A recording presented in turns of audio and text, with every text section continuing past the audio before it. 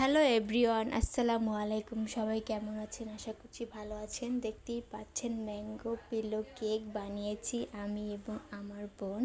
আমরা ভাবতেছিলাম যে আমরা কেন বানাবো না, কারণ টিকটক ফেসবুকে তো ভাইরাল হয়ে গেছে ম্যাঙ্গো পিলো কেক, সবাই খেয়ে ফেলেছে, আমরা কেন খাবো না।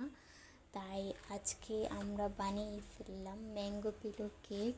আর আমি আগেই যে আমটা ছিল সে আমটা টেস্ট করতেছিলাম যে কীরকম হয়, আমটা কীরকম।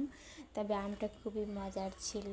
আর এই পিলো কেকের জন্য অবশ্যই এরকম একটা রুটির ডো আপনাকে বানাতেই হবে। এটার মধ্যে হচ্ছে ডিম, আটা, চিনি, বেকিং পাউডার তো অবশ্যই লাগবে। আরও দু একটা উপকরণ ছিল, আমি মিস করে ফেলেছি, ভুলে গিয়েছি। তারপরে এরকম ব্লেন্ড করতে হবে অবশ্যই। তারপরে এরকম করে একটা ফ্রাই প্যানে দিয়ে খুবই পাতলা করে এরকম রুটি তৈরি করতে হবে। আমি এবং আমার বোন বানিয়েছি। এটা কিন্তু ফার্স্ট টাইম বানিয়েছি, কেউ বাজে মন্তব্য করবেন না, কারণ আমরা একবারই প্রথম বানিয়েছি, আর বানাইনি যে আগে বানিয়ে দেখাবো, যে না আমরা এই প্রথম বানিয়েছি। তবে যা হয়েছে আলহামদুলিল্লাহ, মাশাআল্লাহ, খুবই ভালো হয়েছে। আর অনেকে আছে ভিডিও বানায়, অনেকে দুই একবার বানিয়ে তারপরে হয়তো ভিডিওটা তৈরি করে, তার জন্য হয়তো তাদেরটা বেশি ভালো হয়। তবে আমাদেরটা যা হয়েছে আলহামদুলিল্লাহ। এই পিলো ম্যাঙ্গো কেকের জন্য অবশ্যই কিন্তু এরকম আম লাগবেই।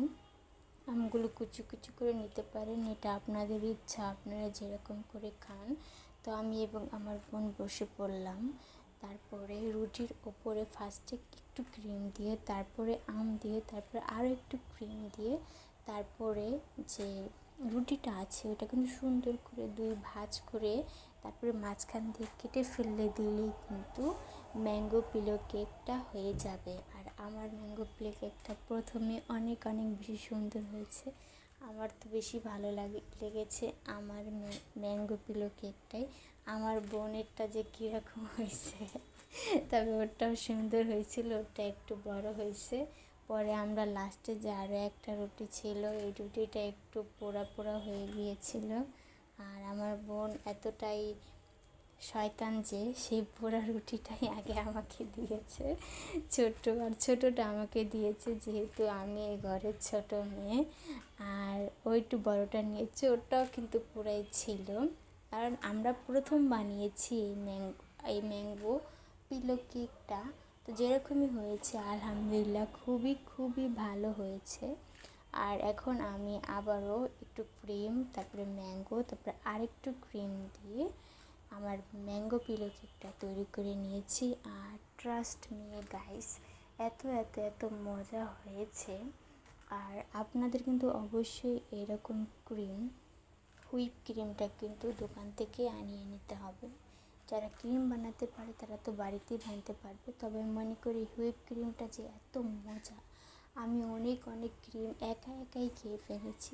এই হুইপ ক্রিমটা কিন্তু তৈরি করা একবারই ইজি। বাড়িতে এনে একটা পাত্রের মধ্যে যে হুইপ ক্রিমটা থাকবে সেটাকে একটু ব্লেন্ড করে নিলে ক্রিমটা তৈরি হয়ে যাবে। আর খুব সুন্দর হয়েছে আমার এবং আমার বোনের এই ভিডিওটা। সবচেয়ে বেশি হচ্ছে আমি এবং আমার বোন খুবই একটা ভালো মুহূর্ত কাটিয়েছি এবং আমরা খেয়েছিও। অনেক অনেক অনেক বেশি মজা হয়েছিল। আপনারা কিন্তু আমাকে ফেসবুকে অনেকবার বলেছেন বা ইউটিউবে বলেছেন যে দু বোনের ব্লগ চান, তাই আমি এই ব্লগটা নিয়ে আসলাম। সবাই অবশ্যই কমেন্ট করে জানাবেন কেমন হয়েছে আজকে আমাদের দু বোনের এই ম্যাঙ্গো পিলো কেকটা তৈরি করার ব্লগ।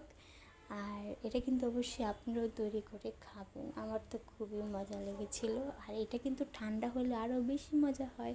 সবাই ভালো থাকবেন, আল্লাহ হাফেজ।